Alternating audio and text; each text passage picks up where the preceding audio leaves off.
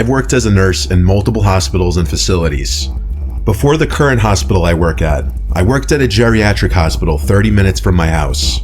I had experience working with older patients before, so this was nothing new to me. I had been working at this hospital for only a couple of weeks, and you'll soon understand why. This was on my second to last shift at this hospital, unbeknownst to me at the start of that night. I was working the graveyard shift, and I was running on negative hours of sleep. I was assigned to the Alzheimer's ward. The patients in this ward absolutely adored me. My presence as a young girl in her 20s among the residents of this ward who were otherwise left to themselves to float around in their minds, I'm sure saw me as a breath of fresh air, someone who could tie them to the now or to the everyday. If you're just left to yourself, you can mentally go to other places, but with someone else in your space, you're tied to that moment in time. I was dealing with a number of patients that night, but one was a little more restless than the others. Her name was Lena. This was my first night dealing with her, and she kept telling me anytime I'd enter her room about the voices she kept hearing and the man dressed in black she kept seeing in the corner of the room. The other lady in her room requested her curtain be closed before my shift started so that Lena would leave her alone. She was a sweet lady that smiled whenever I was around her, but she didn't say much and was very forgetful. Since I started my shift around 9 p.m., most of the patients were asleep by 11, but not Lena. Whenever she called me into the room, she'd be frightened of these alleged voices she was hearing, and the man in black that kept staring at her in the corner of the room. Not gonna lie, it was creeping me out a little. I believed that in her mind she was seeing and hearing these things, and I sympathized with her because I imagined them to be very scary. But still, I tried my best to calm her down and get her to go to sleep.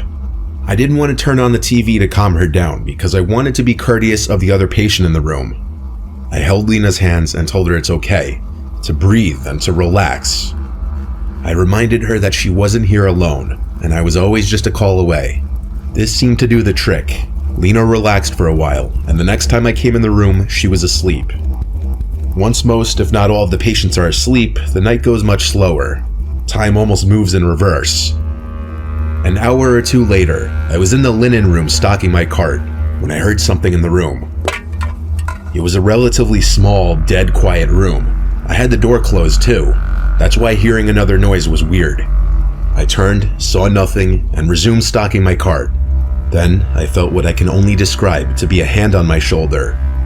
I looked at my shoulder, jumped, and screamed, but there was nothing on my shoulder. There was no one in the room. Yet I knew I felt something large basically grab my shoulder. I went out in the hall for a second to peek my head. No other nurses in sight. Dead quiet. I had nothing else to do but resume what I was doing. I continued stocking the cart until it was full.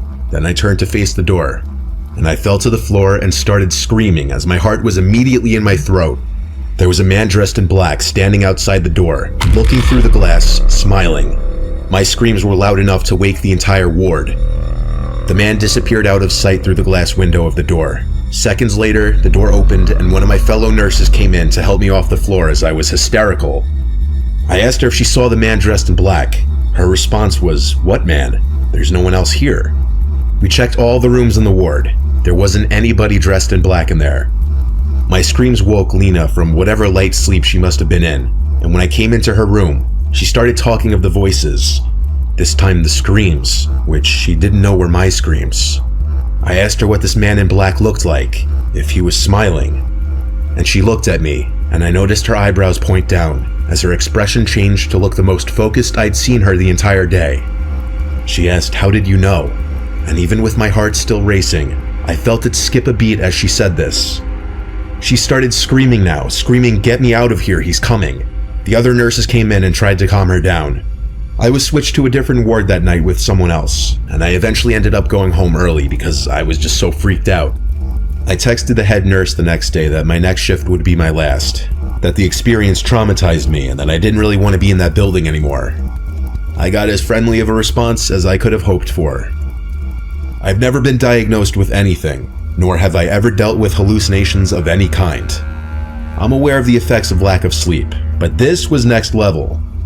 I don't know if my mind started playing tricks on me from what Lena was telling me all night, but the feeling of the hand on my shoulder, the image of the smiling man behind the glass door, matching the description a patient kept giving multiple times. This was one of those once-in-a-lifetime, unexplainable supernatural occurrences. At least, I hope it was once in a lifetime.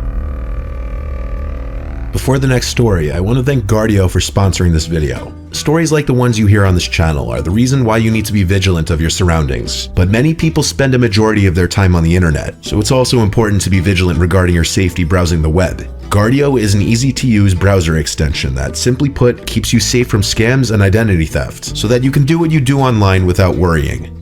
By using Guardio, you'll protect your online browsing and information, avoid installing malware and falling victim to scams, and you'll get real-time alerts on any device when your information could be at risk. Everybody's encountered dangerous and annoying pop-ups while browsing the web. Guardio will immediately block any sites and providers that send you malvertising pop-ups so you can browse in peace. Being a YouTuber means hours of work online, so I wasn't too surprised when Guardio showed me all the existing threats on my system. Right now, Guardio is offering a special deal for my viewers. 20% off the monthly subscription if you use my link. So if you want a clean and secure browsing experience, go to guard.io/Mr. Nightmare, link in the description, and check out their affordable premium plan for full protection.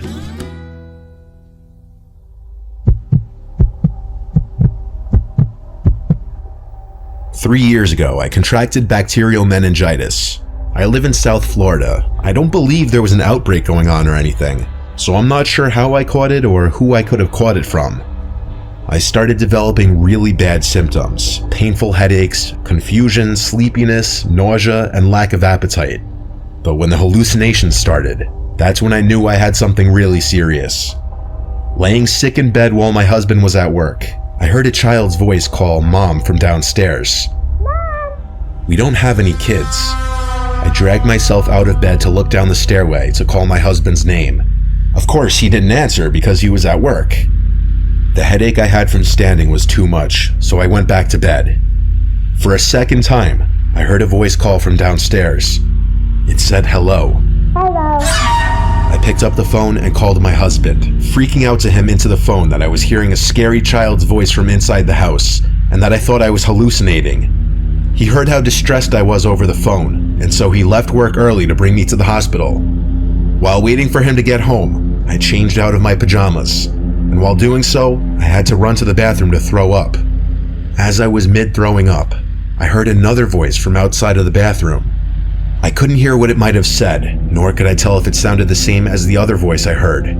I was losing my mind. I wasn't diagnosed until I arrived at the hospital, and apparently, if untreated, what I had could be very serious, even fatal. The doctor told me the hallucinations part was rather unusual, but not unheard of. I was given antibiotics through a needle shortly after I arrived at the hospital with my husband. The doctor told me that I was fortunate to have come to the hospital so quickly, as if I had waited much longer, this could have had lasting effects or possibly have been fatal. My husband stayed with me for a few hours in the room. I was told I was going to have to stay there for a few days to a week, given the severity of my symptoms. Around 10 o'clock, my husband left to go home, as he had work the next day. The nurse told me call her if I should have any issues. Though I still felt like absolute death, I nodded off pretty quickly. I started having this dream where my ex-husband was in the room, over my bed, looking down at me, talking. He was saying horrible things about my current husband. He patted my head and said he was glad I was okay, and that he came as soon as he saw my husband left. He went into this rant about how he despises my current husband and wants to kill him. He kept rubbing my forehead, then left the room. I often have bad dreams about my ex-husband because of how toxic and abusive our marriage was, and why it ended, which I'd rather not include. I woke up in this drowsy, lightheaded state and looked around the room. There was a chair pulled up in front of my hospital bed, but no one was sitting in it. It wasn't like that when my husband left. It was still the middle of the night, so I went back to sleep. I woke up the next morning to the nurse in the room. I told her about the weirdly vivid dream I had, and she laughed and told me that wasn't a dream, that my cousin came to visit me last night. I told her I don't have any cousins that live in this state. She looked more serious now and said, "Well, someone who said they're your cousin David visited you late last night." David was the name of my ex-husband. After explaining